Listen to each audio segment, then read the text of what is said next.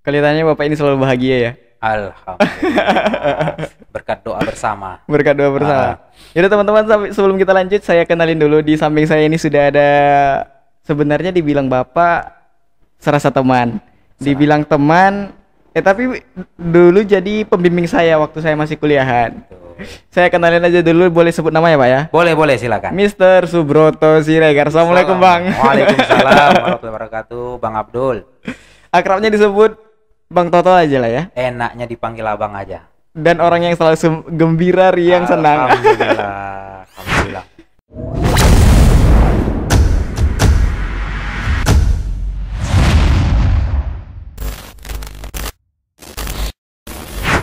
Kenapa bisa selalu kelihatan senang gitu sih Bang? Intinya kita ini dalam bersosialisasi, manakala kita bisa membuat orang lain senang, maka itu akan kembali lagi kepada kita. Kita juga akan merasakan senang tersebut. Ada efek timbal balik ya? Feedbacknya betul. Kita berbuat baik, kita bersikap selalu senang, riang, gembira, itu juga akan kembali ke kita. Betul. Saat kita memberikan energi positif kepada orang, maka energi positif itu akan kembali lagi kepada kita. Dan itu selalu Abang lakukan? Alhamdulillah, insya Allah. Insya Allah. Karena itu mungkin ya Bang Toto ini selalu ramah senyum ya. Iya, insya Allah, amin. Bang Toto ini kan kegiatannya sebagai staff lah ya. Sebagai staff di IAIN Parangsinimpuan kampus saya juga. Karena itu saya bisa kenal Bang Toto ini. Benar. Nah, jadi kenapa sih Bang selama ini pekerjaannya saya itu melihat Abang itu selalu bisa senang, happy aja gitu ngerjain sesuatunya? Iya. Ada kiat-kiat nggak sih? Ini sebenarnya semua orang mempunyai kiat dan tips ya, bagaimana menjalankan hidup dan kehidupan. Iya. Tapi bagi kita sendiri, saya pribadi itu mencukupkan hanya 4 saja. Ada 4 kiat kita agar bisa hidup bahagia dunia dan akhirat. Dan ini bisa dilaksanakan kepada seluruh agama, hanya dengan punya istilah berbeda. Setiap penganut agama berbeda pun bisa melakukan ini? Bisa melakukan, cuman dengan istilah yang berbeda. Istilahnya saya yang berbeda. Iya. Yang pertama itu kita adalah, saya di sini menyebutkan senantiasa bersyukur. Bersyukur ya? Pada saat kita mendapatkan nikmat. Jadi bagaimana kita dalam hidup ini, setiap manusia pasti membutuhkan yang namanya kan ujian gitu. Kadangkala orang mendapatkan prestasi, dia akan merasa bahagia. Pada saat mendapatkan prestasi, kita bahagia dan bersyukur, itu tandanya. Iya, jangan sampai congkak. Jangan sampai sombong dan congkak. Iya. Karena banyak sekarang itu banyak sih Bang ya. Dia baru bisa sedikit aja udah, Masya Allah, udah menjatuhkan orang lain. Banyak sih. Banyak. Di kampus masih banyak kayak gitu. Ada ya. Ada. Setiap manusia pasti mempunyai sifat begitu ya. Dan semoga kita terjauh dari sikap itu ya teman-teman ya. Insya Allah. Jadi kita ini harus senantiasa bersyukur ya Bang ya. Bersyukur atas segala nikmat. Atas segala nikmat, demikian juga mungkin cobaan. Cobaan juga harus disyukuri. Ada. Kenapa kita harus menyukuri cobaan? Nah, untuk taraf manusia umum, manusia awam, itu ketika diberikan nikmat, dia pasti bersyukur. Normalnya. Manusia pada umumnya demikian. Iya. Sebagai contoh kita katakan, nih saudara Dul Abdul nih ya, ketika nanti menjadi terkenal melalui podcast ini, melalui channel Dul Abdul, menjadi YouTuber, mengimbangi YouTuber nasional bahkan internasional nanti. Pasti itu bersyukur. Sekarang aja kita bersyukur dengan adanya yang ini. Alhamdulillah.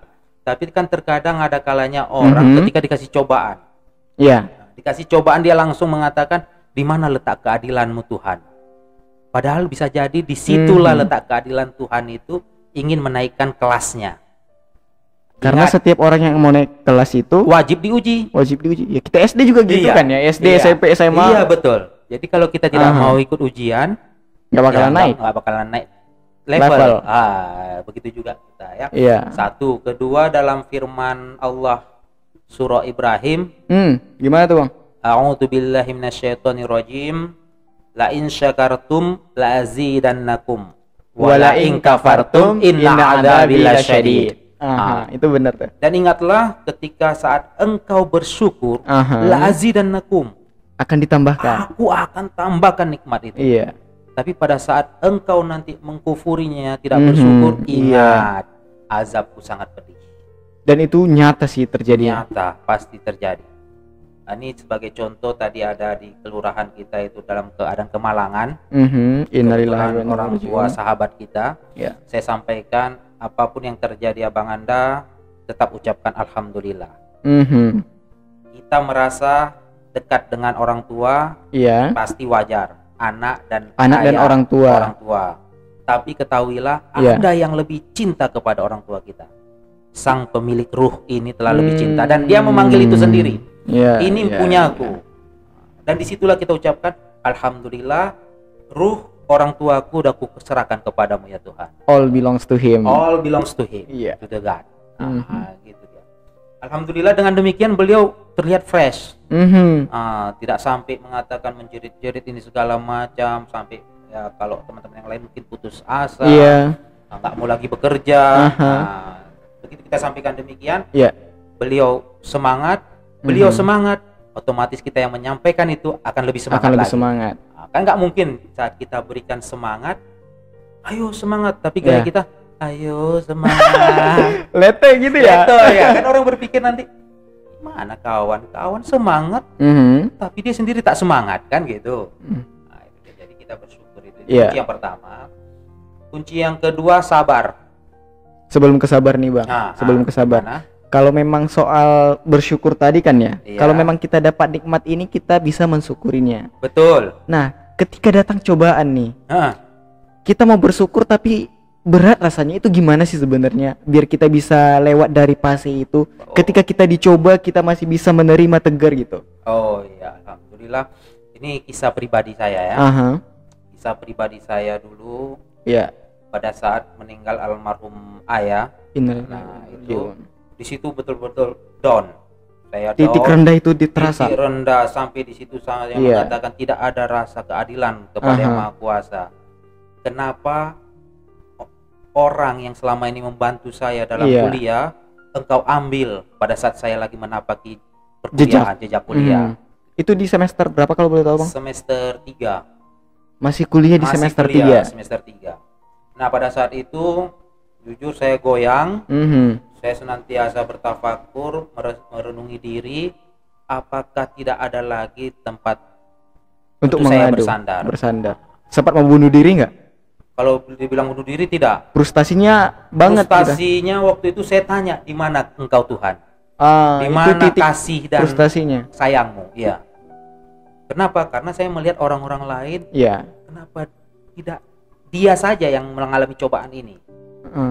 Bahkan pada saat itu dilemparkan ke orang.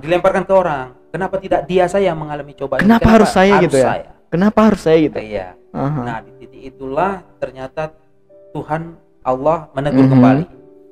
Nah dengan cara Allah menegur dengan memberikan kepada saya itu satu permisalan.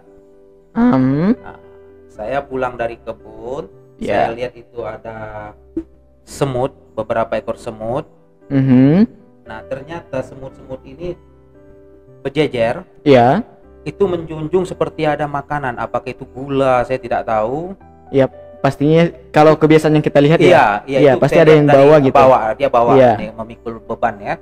Jadi saya lihat ternyata Tuhan itu memberikan cobaan itu sesuai dengan kemampuan hambanya.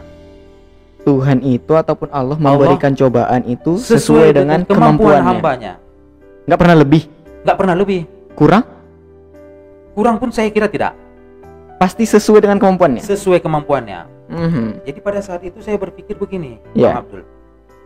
Saya lihat semut saja, binatang yang terkecil di alam ini bisa kita katakan, diberikan Allah rezekinya. Asalkan mau berbuat, bekerja, mau berusaha. Nah, ketika itu saya tarik diri saya, apakah dengan kepergian almarhum bapak, ayah, hilang juga cita-cita saya? Nah, di situ saya tanya diri saya, self talk, berbicara kepada diri sendiri. Hei Subroto, apakah dengan meninggalnya almarhum orang tua kamu, cita-cita kamu juga terkuburkan?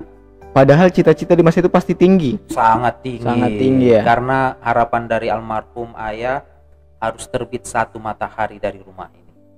Matahari di situ berarti yang bisa menopang ya. Menopang, mencerahkan. Iya. Minimal kalau bahasa Batak pinomat. Pinomat ya. Parsigatungan. Menerangi keluarga, menerangi lingkungan yang ada gitu. Itu harapan dari orang tua. Jadi saya teringat, oh ini cita-cita saya, cita-cita almarhum, wajib saya realisasikan. Nah mulai dari situlah langsung semangat, tetap semangat. Omong kosong semua apa kata orang. Toh Rasulullah sendiri meninggal tidak jumpa dengan Abdullah. Rasulullah sendiri meninggal. Rasulullah ketika ayahnya meninggal, nggak jumpa ayahnya. Tidak jumpa ayahnya. Nggak jumpa. Itu beratnya ujiannya Rasul. Sama ibunya saja mungkin masih lupa-lupa ingat. Masih lupa-lupa ingat. Iya kan? Karena meninggalnya umurnya sekian tahun. Iya, masih hitungan tahun. Iya. Begitu saya tarik ke diri saya, ini memang cobaan orang hebat, gitu kan? Tambahan lagi ya izin kepada Bang Abdul. Iya, Bang.